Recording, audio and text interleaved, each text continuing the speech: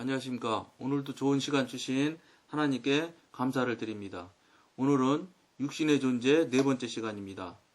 성도는 그리스도 안에서 새로운 피조물임을 이해해야 합니다. 성령은 성도의 영 안에 거하시는데 이것은 예수의 죽음과 함께 그 몸에 강력히 역사하여 그로 하여금 거룩한 생활을 하도록 인도합니다. 이러한 생활은 성령께서 육신의 행실을 죽임으로써 성도의 육신의 십자가를 적용하시기 때문에 가능한 것입니다. 이때 육신은 활동력을 잃게 됩니다.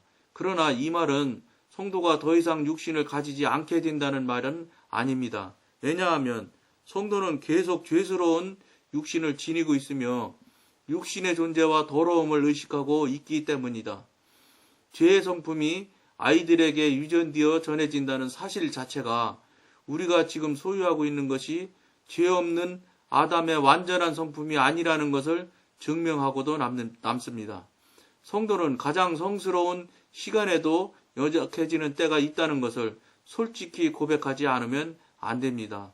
즉, 악한 생각이 무의식적으로 그 마음에 침투해 들어오거나 경우에 합당치 않은 말이 모르는 사이에 입에서 튀어나올 때가 있습니다. 주님의 뜻에 복종하기 힘들 때가 종종 있고 은근히 자기 만족에 빠질 때가 있음을 알 수 있습니다. 이런 것들이 바로 육신의 일입니다. 그러므로 성도들은 육신이 어느 때든지 다시 힘을 행사할 수 있다는 사실을 명심해야 합니다. 육신이 몸에서 완전히 제거된 것이 아닙니다. 그러나 육신이 존재한다고 해서 성도에게 성화가 불가능한 것은 더더욱 아닙니다. 우리 몸을 주님께 드릴 때에만 우리가 육신의 지배하에서 벗어나 주님의 지배하에 놓을 수 있는 것입니다. 로마서 6장 13절을 참고하시면 좋을 것 같습니다. 지금 저희들이 이제 시작해서 작년이 됐고 이제 2016년이 지금 되었습니다. 이게 지금 제가 블로그로 올릴 때는 글로 올릴 때는 한 3650일이 된 이후부터 지금 3651일째부터 지금 동영상을 시작하고 있는데 동영상을 저도 처음 하다 보니까 부족한 점이 많이 있는 것 같음을 제가 잘 느낄 수가 있습니다. 그럼에도 자꾸 기도하고 여러분 한 발 한 발 나아가려고 하고 있으니까 여러분들이 많이 도와주셨으면 참 좋겠습니다. 그러면서 오늘은 이 지금 계속해서 이 육신의 존재 얘기를 지금 계속하고 있는데 육신이라는 것이 여러분들이 생각하는 것은 육신이라고 하면 혹시 생각하실 때 어떤 걸로 생각을 하시는지 모르는데 이렇게 생각하시면 가장 쉽고 정확히 알 수 있을 것이라고 생각을 해서 말씀드립니다. 육신이라는 건 뭐냐면 이 로마서에도 나오는 것처럼 죄입니다. 육신은 무엇을 해도 죄라고 육신에서 육에서 나온 건 다 육이고 육은 죄다 이렇게 지금 로마서에서 얘기하는 걸 볼 수 있습니다. 근데 육신이 뭐냐? 그게 무슨 소리냐면은 우리가 지금 알고 있는 지식이나 우리가 알고 있는 상식 또 우리가 알고 있는 경험 이런 것들은 그것이 하나님으로부터 특별히 알려주고 특별하게 분류해서 하나님이 이것은 이거라고 이렇게 육신의 일이 아니라고 한 것을 빼고 나서는 사실은 우리가 거듭났을지라도 우리가 생각하고 우리가 행동하고 우리가 말하는 것들은 사실은 영적으로 처음 경험을 하시는 우리들 또 여러분들은 육신이 전부 다라고 생각하시는 게 아주 쉬울 수 있습니다.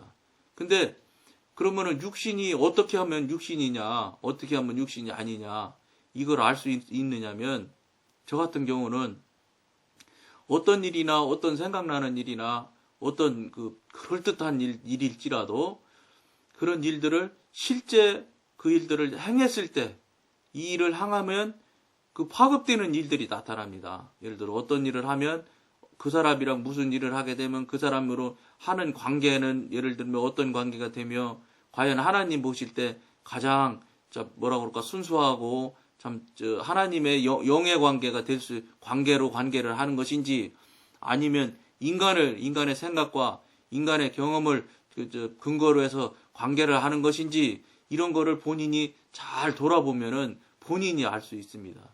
그리고 거듭난 정도가 되고 방언을 하고 늘 기도를 하시는 분들은 이 부분에 놓고 정말로 하나님한테 맡기면, 이게 분별을 요청을 하면 이게 육신의 일인지 하나님의 영으로부터 흘러나온 일인지를 본인이 자꾸 알게 됩니다.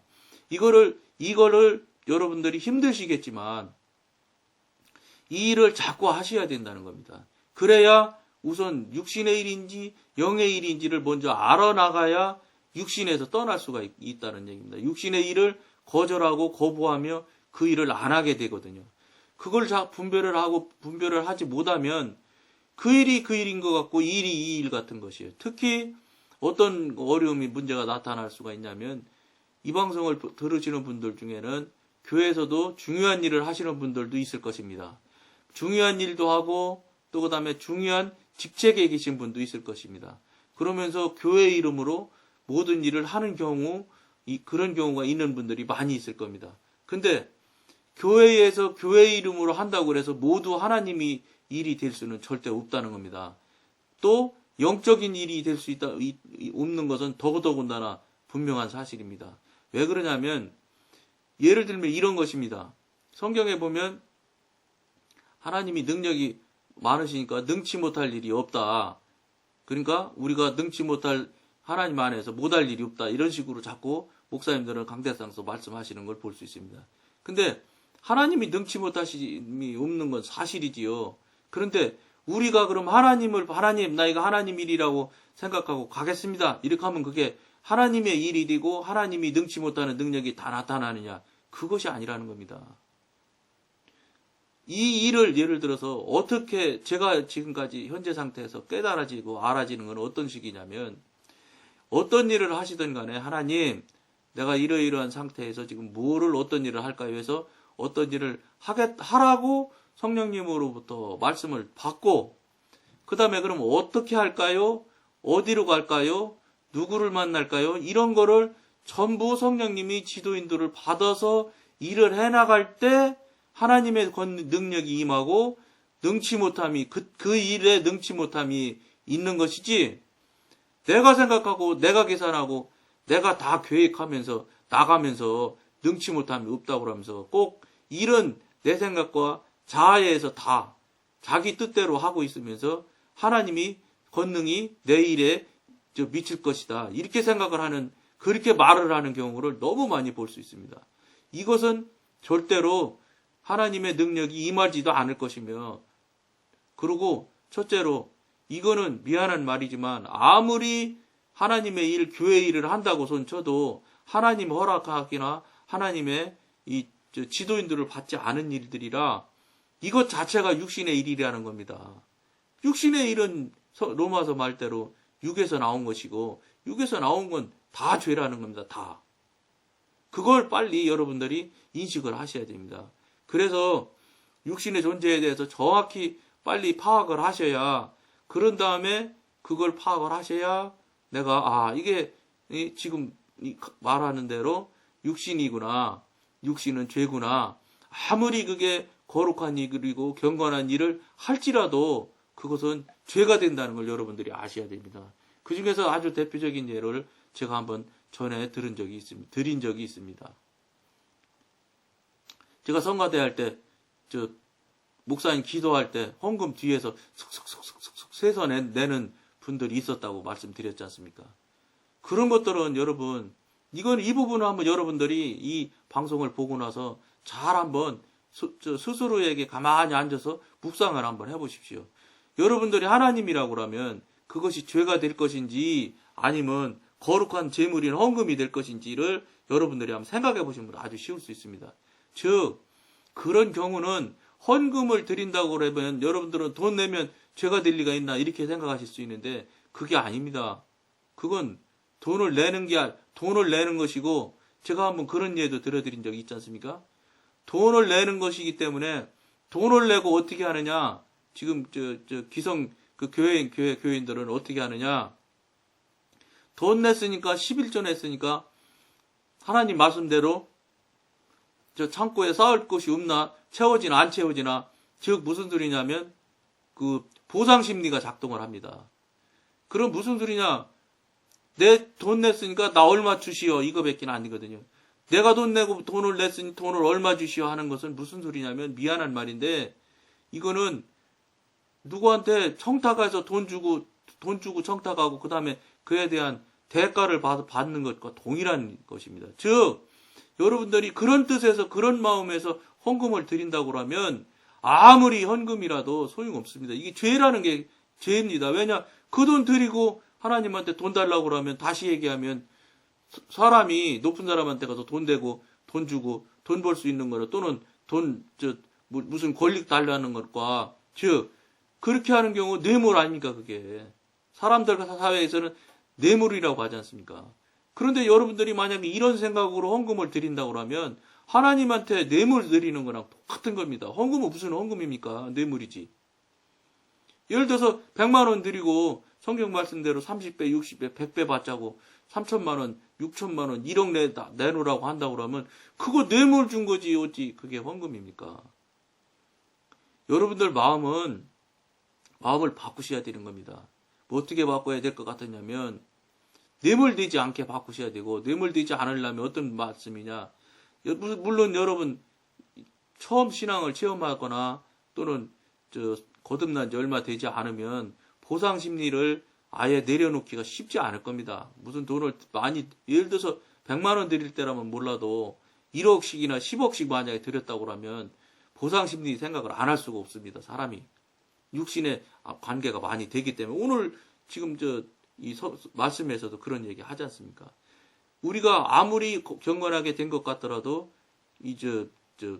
육신의 영향을 안 받을 수가 없다고 지금 말하고 있지 않습니까? 계속 우리가 죽을 때까지 육신적인 또는 죄적으로 사탄적으로 계속해서 영향을 받고 있기 때문에 우리가 보상 심리를 완전히 내려놓기는 어렵지만 여러분들이 열심을 들여서 하나님으로부터 성령님으로부터 도움을 받으시면 보상 심리가 거의 없어지는 데까지는 갈 수 있습니다. 즉 어렸을 때 보상 심리가 아주 강합니다. 영적으로 어렸을 때. 그러나 영적으로 상당히 좀 성장하게 되고 그러면 보상 심리 없어지게 됩니다. 그것을 그냥 아무 소리 하지 않고 기도만 해가지고 보상 심리를 없애려고 하지 마시고 성령님께 고백을 하십시오. 고백해서 저는 아직도 육신이 강해서 자아가 강해서 이 보상 심리 잘 못 내려놓사오니 성령님 이 보상 심리를 성령님의 은혜로 성령님의 권능으로 내려놓게 좀 해달라고 자꾸 도움을 요청하십시오.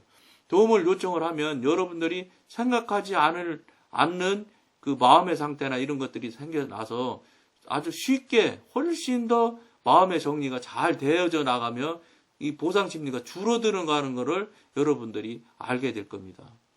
그것이 빨리 해서 없어져야 됩니다. 왜냐 보상 심리가 있다는 것 자체는 아까 말씀드린 대로 이거는 뇌물이 되는 겁니다. 헌금이.